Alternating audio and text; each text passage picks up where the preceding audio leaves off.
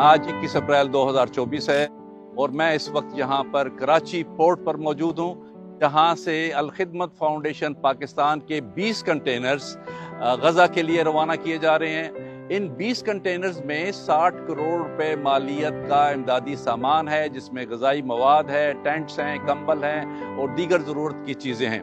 یہ پاکستان سے ہماری 8ویں کنسائنمنٹ ہے۔ اس سے پہلے ہم 6 ہوائی جہاز اور دوسرا یہ بحری جہاز ہے جو روانہ کر رہے ہیں۔ اس کے علاوہ مصر سے ہم 4 بڑی کنسائنمنٹس غزہ کے لیے روانہ کر چکے ہیں۔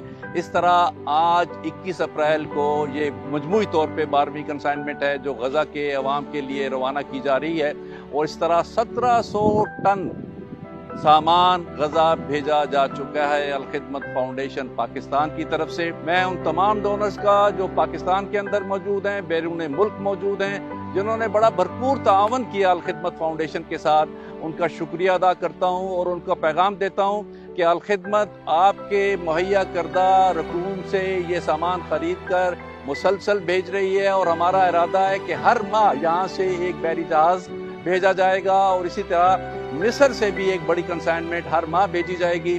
آپ اپنے تعاون کو جاری رکھیے، وہاں کے مظلوم عوام کو آپ کی ضرورت ہے۔